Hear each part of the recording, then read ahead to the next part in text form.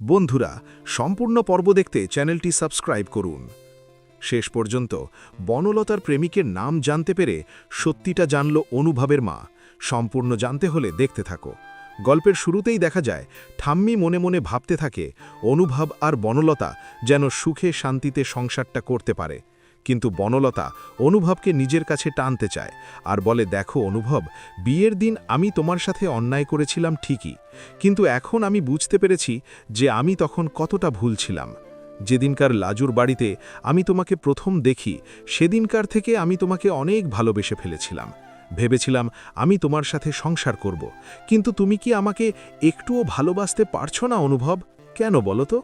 কারণ আমি তো সত্যি সত্যি এবারে তোমাকে ভালোবেসেছি, তোমার সাথে সংসারটা করতে চাইছি, আর তুমি আবারও আমাকে দূরে সরিয়ে দিচ্ছ। অনুভব তখন বলে, তুমি একটু বড্ড তাড়াতাড়ি করে ফেলছো না বনলতা?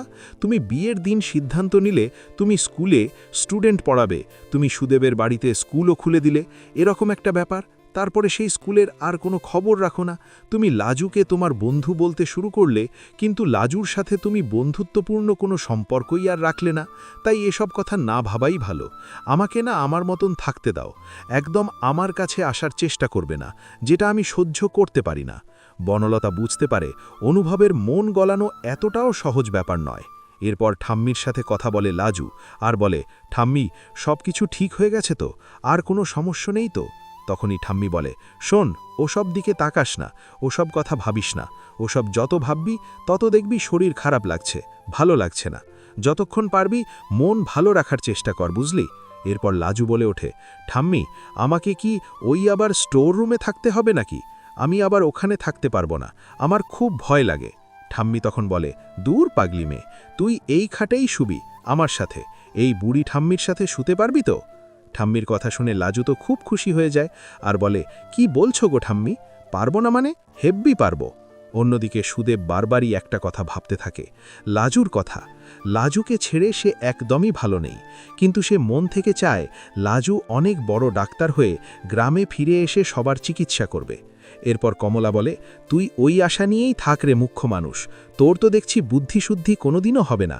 ওই মেয়ে তোকে এখনই পাত্তা দিতে চায় না, তোর কাছে সংসার করল না, ও নাকি আবার ডাক্তার হয়ে ফিরে এসে ওনার সাথে সংসার করবেন। তুই সেই আশাতেই বসে থাক, তোর এই আশা কোনো দিন পূরণ হবে না। আমি বলছি, ওই মেয়ে কক্ষণই আর এইখানে ফিরবে না, মিলিয়ে নিস আমার কথাটা।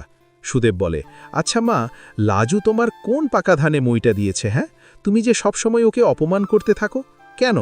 লাজুর একটা ভালো কাজের জন্য গিয়েছে, ও কলকাতায় শহরে পড়াশোনা করবে, তারপর অনেক বড় ডাক্তার হয়ে আমাদের এই গ্রামে ফিরে আসবে, মিলিয়ে নিও আমার কথাটা। কমলা বলে, ওই আশাতেই থাকো, তোর মাথায় সত্যি কিচ্ছু নেই রে সুদেব, থাকলে তুই তোর বউকে কক্ষণই পাঠাতিস না। এরপর লাজু ঘুমানোর চেষ্টা করে, কিন্তু লাজুর চোখেও ঘুম নেই আর ঠাম্মির চোখেও ঘুম নেই। এর মধ্যে সুদেব লাজুকে ফোন করতে থাকে। তখন ঠাম্মি বলে, নিশ্চয়ই সুদেব ফোন করেছে, যা বাইরে গিয়ে কথা বল। এরপর লাজু চুপ করে থাকলে সুদেব বলে, কিরে লাজু, আমার সাথে কথা বলবি না? এইভাবে চুপ করে আছিস কেন? তোর জন্য খুব মনটা কেমন করছিল রে। তুই হেব্বি জাদুটোনা জানিস, এই বাড়িতে কয়েকটা দিন থেকেই এত মায়ায় আমাকে জড়িয়ে ফেলেছিস যে আমি আর এখন থাকতেই পারছি না। বলছি, ওই বাড়িতে কেউ তোকে আবার কোনো কথা শোনায়নি তো? সব ঠিক আছে তো? লাজু বলে, হ্যাঁ সব ঠিক আছে, আসলে তোমার কথাও না খুব মনে পড়ছিল। সুদেব বলে, জানিস মা সবসময় বলতে থাকে, তুই বড় ডাক্তার হয়ে গেলে নাকি আমার কাছে, এই গ্রামের কাছে আর ফিরবি না। আমি যে মাকে বারবার বলি এটা কত বড় ভুল কথা, সেটা মা বুঝতেই চায় না। শোন লাজু, তুই কিন্তু আমাকে নিয়ে, এই পরিবারকে নিয়ে কিচ্ছু ভাববি না, শুধু পড়াশোনায় মন দিবি, তুই অনেক বড় ডাক্তার হ, আমি শুধু এটুকুই চাই। লাজু বলে, আশীর্বাদ করো, কাল আমার প্রথম কলেজ আছে, কালকে আমাকে যেতে হবে খুব তাড়াতাড়ি। সুদেব বলে, খুব ভালো কথা, ব্যাগপত্র গুছিয়ে নিস, 5 জন 5টা কথা বলবে, সেই কথা কিন্তু কানে লাগিয়ে আবার ঝামেলা করিস না। মনে রাখবি, তুই একদম সেরা।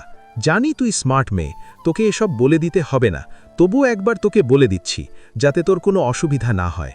তুই খুব ভালো করে পড়াশোনা করলে লাজু, যাতে তুই তাড়াতাড়ি ডাক্তার হয়ে ফিরতে পারিস। এরপর লাজু ভাবে, এই মানুষটার মুখটা যেন আমি রাখতে পারি, আমি যেন কোনো খারাপ কাজ না করি। পরের দিন সকাল হতেই লাজু বেরিয়ে যাবে। লাজু অনুর থেকে ভালো করে ঠিকানাটা শুনে নেয়। অন্যদিকে ঠাম্মি এসে যাচ্ছে। ঠাম্মির পায়ে হাত দিয়ে নমস্কার করে লাজু। আর তখনই জেঠুমুনি বলে, বাহ লাজু, আজ তো তাহলে প্রথম দিন কলেজ। খুব ভালো করে পড়াশোনা করিস, কিন্তু তোকে অনেক বড় ডাক্তার হতে হবে। এরপরেই লাজুকে তখন জেঠুমুনি বলে, কেউ আজকে তোকে একটু দিয়ে আসলে ভালো হতো। তখন অনুভব বলে, আমি তো যাচ্ছি, আমি ওকে গাড়িতে করে ড্রপ করে দেব। অটো স্ট্যান্ড, বাস স্ট্যান্ডটাও ওকে ভালো করে চিনিয়ে দেব। এরপরেই তখনই চলে এসেছে জেঠুমনির জেঠিমণি আর শ্রী। শ্রী তখন বলে, কেন, ও কি একা যেতে পারবে না? বনলতা বলে, আচ্ছা অনুভব, এই যে তুমি বলো লাজুকে সবকিছু শিখতে হবে, লাজুকে সবকিছু জানতে হবে, তা ওকে যদি তুমি নিজেই চলাফেরা করতে না দাও তাহলে ও কি করে শিখবে? ও তো গ্রাম থেকে শহরে এসে গিয়েছিল, অ্যাডমিশন করিয়েছে, অসুবিধার কি আছে? অনুভব বলে, অসুবিধার আছে, তাই জন্যই আমি যাচ্ছি, যাতে ওকে সব রাস্তাটা চিনিয়ে দিয়ে আসতে পারি। তোমার এত সমস্যা হচ্ছে কেন? আমি তো এটাই বুঝে উঠতে পারছি না। তোমার যদি সমস্যা থাকে তাহলে সেটা তোমার প্রবলেম, আমার প্রবলেম নয়।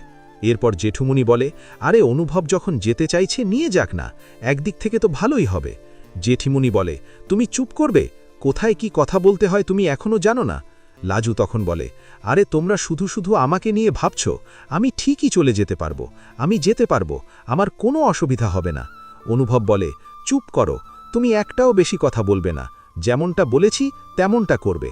শ্রী তখন বলে, আচ্ছা লাজুকে যখন এই বাড়িতে আনা হলো তখন বলা হলো ও পড়াশোনা করতে চায়, ও ডাক্তার হতে চায়, তাহলে ওকে যদি আমরা স্বাধীনতা না দিই ও কি করে হবে ডাক্তার?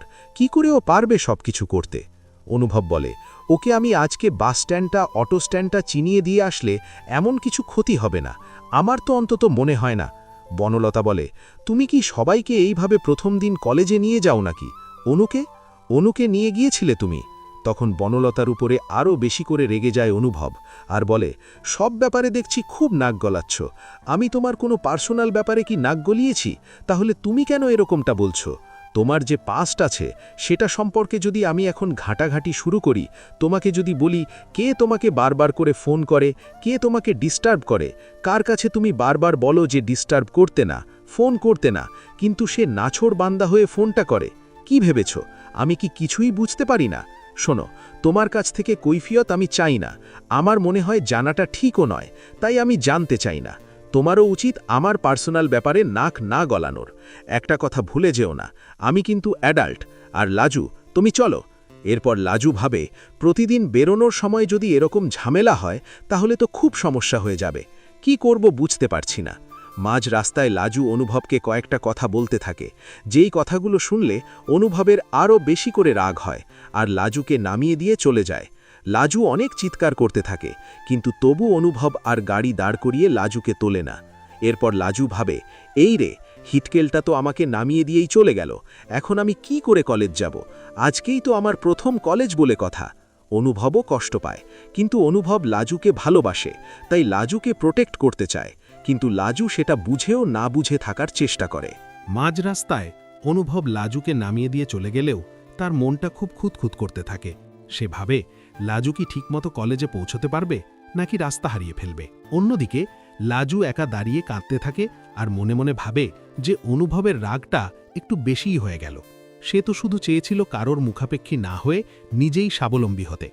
এদিকে বনলতা বাড়িতে বসে ছটফট করতে থাকে, কারণ অনুভব তার অতীতের কথা তুলে তাকে সাবধান করে দিয়েছে।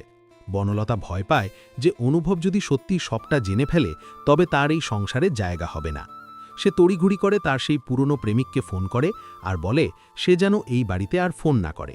কিন্তু ওপার থেকে হুমকি আসে যে টাকা না দিলে সে সব সত্যি অনুভবের বাড়িতে জানিয়ে দেবে। ঠিক তখনই বনলতার ঘরের বাইরে থেকে অনুভবের মা সবটা শুনে ফেলে এবং বনলতার আসল রূপ তার সামনে চলে আসে।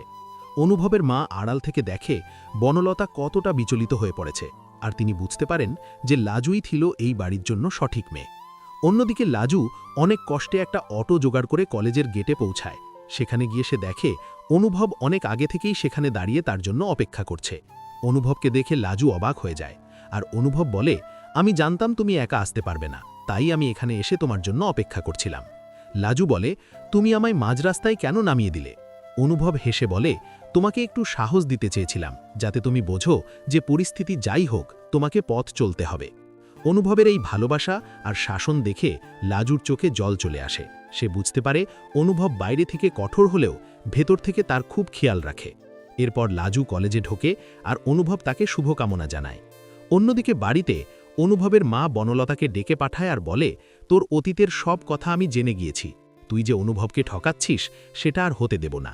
বনলতা ভয় পেয়ে কান্নাকাটি শুরু করে, কিন্তু অনুভবের মা তাকে স্পষ্ট জানিয়ে দেয় যে সত্যিটা এবার সবার সামনে আসবেই। লাজু কলেজে গিয়ে দেখে সবাই তাকে নিয়ে হাসাহাসি করছে, তার গ্রামের পোশাক আর কথা বলা নিয়ে। কিন্তু লাজু দমে যায় না, সে মনে মনে সুদেবের কথা আর অনুভবের শাসনের কথা মনে করে নিজের লক্ষ্যে স্থির থাকে। পরবর্তী দৃশ্যে দেখা যাবে লাজু প্রথম দিনের ক্লাসে সবাইকে তাক লাগিয়ে দেয় তার মেধা দিয়ে। আর এদিকে বাড়িতে অনুভব ফিরে এলে তার মা বনলতার সেই প্রেমিকের ফোন কল আর সব সত্যি কথা অনুভবের সামনে ফাঁস করে দেয়, যা শুনে অনুভবের পায়ের তলা থেকে মাটি সরে যায়। সে বুঝতে পারে যাকে সে বিশ্বাস করতে চেয়েছিল সেই তাকে সবথেকে বড় ধোঁকা দিয়েছে।